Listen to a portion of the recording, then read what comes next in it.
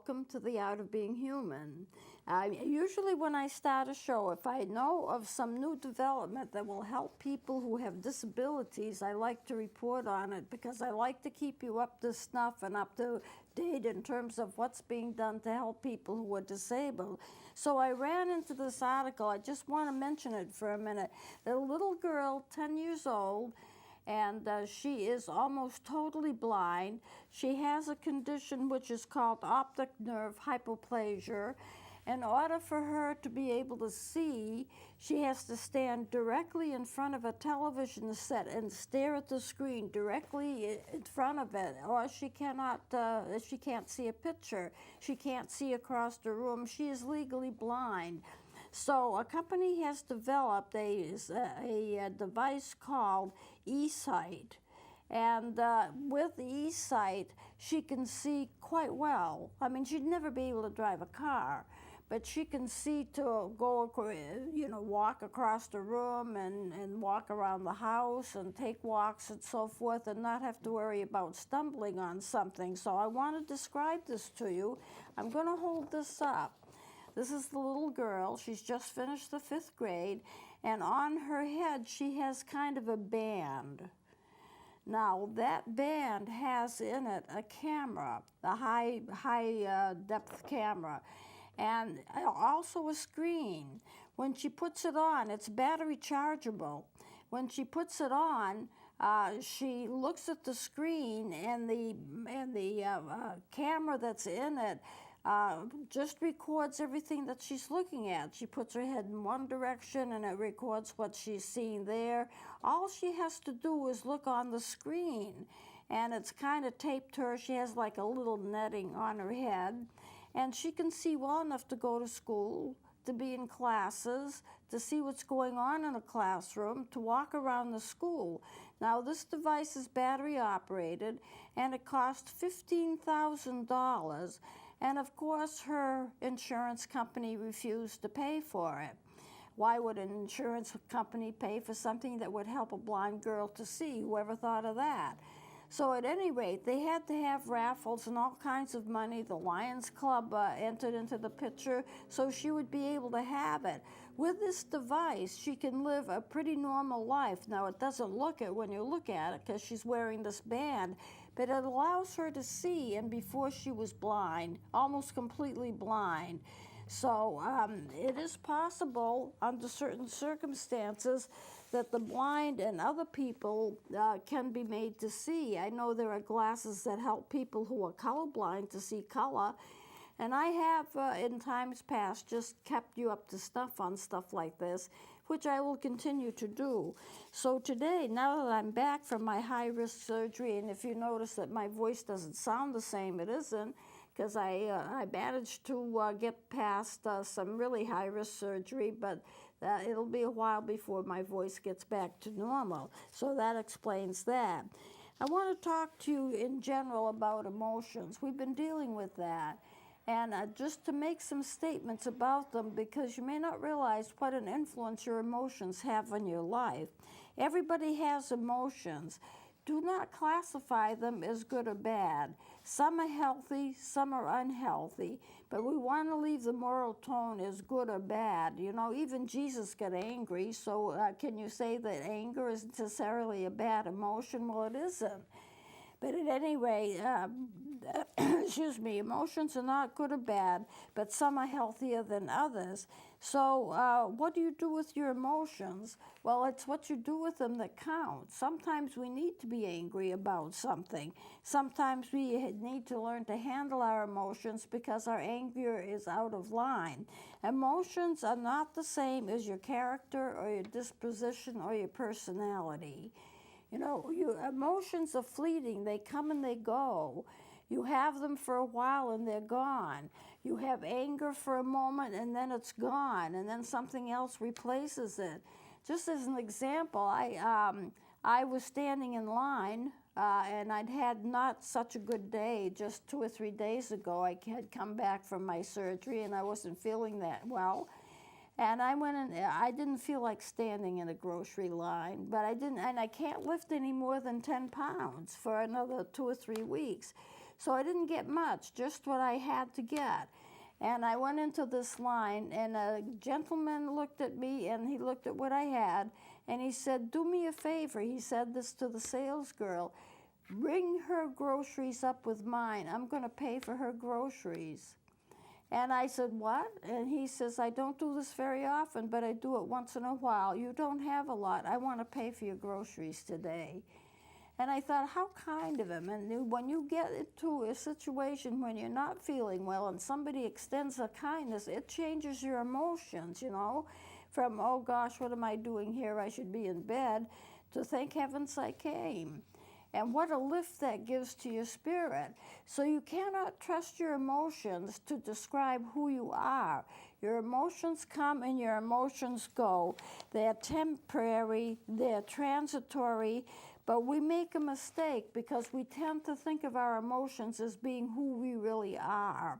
And that is a mistake, because what happens is that if you believe that your emotions really define who you are, then you're good one day when you feel good, then you're bad on another day when you don't feel good. And so therefore you define yourself according to what you feel in any given moment, but that changes. As I said before, emotions are transitory. They come and they go, and they do not define your character. Your character is going to be the same as it always is. And it just makes me think there is a concept of the eternal self. I don't know if you know what that means, but I talked to somebody about it. They asked me about it, so I'm thinking about it, so I'll bring it up. If you look back to what you were a few years ago, you feel the same as a person. You don't feel like you've changed. Now, in truth, people do change, and that's a good thing, and it's not a bad thing necessarily, but your basic character, the basic personality pattern that you are, remains the same. It's stable. So if you think of how, like, say, I'm almost 80 years old. I'm going to be 80 years old in about 3 months. If I look back at what I was like when I was 12 or 13, of course I was different, but I felt like me. And now I'm close to 80. I still feel like me. There's no change in the way that you feel in terms of who you are. Your basic self, there's a core of you that always remains the same, and you're aware of that because you don't feel any different. But if you go by your emotions, then one day you're good, one day you're bad. You're good for half a day, you're not good for the rest of the day, and it's so transitory and it's not stable. So do not make the mistake of defining yourself according to how you feel in the moment, because that would not be good. We do tend to personalize our emotions, and that's not a good thing. We should define ourselves in terms of other things that are much more stable than that. Emotions can be states of being, not just feelings. When you have a certain emotion, what happens is that your body changes. If I have a certain emotion like anger, then my body changes. I get certain hormonal responses to that. When it goes away, when the anger goes away, and I'm very seldom angry, but when it goes away, I return to what I am before. No change in that core. That core is the same. So you do not define yourself by your emotions. So, and they are states of being, because it's not just a feeling. Your body changes, and then you just have to understand that your emotions change, your hormones change, your breathing rate changes, the way that your body functions changes according to the emotions that you have. So therefore, in that regard, the emotions are states of being, not just feelings. So you may think that you're not yourself. You get into an emotion, I'm not really me, I'm so angry, or I'm so desperate, or I'm so depressed, I'm not really me. But you haven't lost the core of who you are. The core of who you are is always going to be there. Now, what is personality? Personality is the sum total of everything about you. It includes everything about you. It includes your character, your disposition, the way that you relate to other people, and the way that you relate to yourself. Now, we know we have relationships with other people. I have a lot of good friends. So we have relationships with other people, but have you ever stopped to think that you have a relationship with yourself? What do you feel about yourself? How do you like yourself? How do you think you're doing? How do you evaluate yourself? But the character, to go back to personality, your character, your disposition, the way that you relate to other people, the way that you relate to yourself, your interests, desires, talents, physical appearances, beliefs, your faith, the things that you believe about politics, all of that becomes a part of your personality. It's everything, a total sum about you. So some people feel that they're good, some people feel that they're not so good. But self-concept also involves, if you want to get into self-concept, how you feel about yourself and how you think other people think about you. Now, that's not so easy to explain. You may feel that you're a good person, but maybe you feel you're not a good person. If you feel you're not a good person, why not? Well, it's how you feel other people are judging you. If I feel I'm a bad person, it's probably because I feel that the people around me think of me as being a bad person, and I adopt what I think they think about me. It becomes more complex than you might think. But personality is basically your total being. Some people are naturally anxious, some people are not. You're born that way. It has to do with your hormones. It has to do with your brain and what your brain is doing. I had a student as a college professor that was always nervous. And I asked him, I'm nervous today. Why are you nervous today? I don't know, I'm always nervous. I said, explain what you mean by always nervous.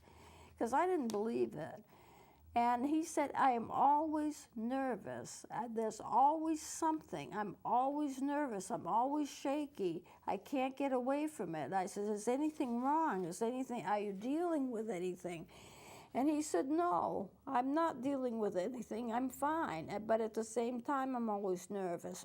So anyway, some people are naturally anxious. Some are naturally depressed. And some people are moderate. Some people do everything fast. Everything has to be high gear. So that's all a part of your personality still. Now, the brain does not know the difference between a real and an imagined thing. And so this is where I get into more of the psychology of things here. If you think that something is wrong with you, then you believe it. You believe what your emotions are telling you. You believe what your perceptions are telling you. Now, your perceptions may not be accurate. There may not be anything troubling, but you think there is, so therefore, as far as you are concerned, there is. And you have to be able to, when you're dealing with people, you have to be able to recognize the fact that if this is where they're coming from and this is where they believe, you can't judge that. You can work with them and help them to change it. But if they believe there's something wrong because they believe that something's going on, their perception is something's wrong, whether it's with them or with somebody else. And so that's what they're going to believe. They're going to believe what they think is truth, and that's their perception. Perception is how you look at something. It's important to have an accurate perception because that's a help to your mental health. Nobody's all good, nobody's all bad.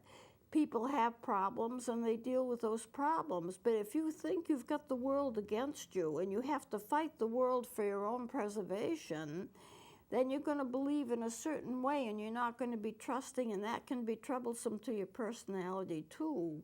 So it gets to be a complicated thing. And you just have to realize that, in the end, you want to have a stable personality. You want to have a healthy self-concept. You want to be able to look at life and say, well, this is the hand that I've been dealt with, but it's okay. I can work with it. So, and my personality will always be there. It's not going to change. So we have to understand that if we imagine something to be real, it's real to us. If you're dealing with a person and somebody believes something is real, it's real to them. That's their truth. They are living according to what they believe is truth. Now, it may not be truth, but to them it's truth because that's what they believe. Why are human beings so complicated? Because we look at things in different points of view through our experiences, through what our brain is doing, through what our hormones are doing. And as we look at that, we come to perceptions that may or may not be accurate. For a child who says, my parents never loved me because they make me stay in at night and they won't let me go out, well, that's an immature perception. It wouldn't be true. The parents are just trying to protect the child. But that's what they believe. And if that's what they believe, that's their truth. So if you have been through tough experiences in your life and you start believing that people are against you, or that you're not going to make the grade for some reason, then what happens is that you look at yourself in a negative way. You look at other people in a negative way because they are the ones that you feel are judging you. So it's a very complicated procedure. It's a very complicated thing, and I'm intending to get into that. So I'm going to close it here, and then we'll go on and continue with this next time. So please watch next time, and we'll close it here.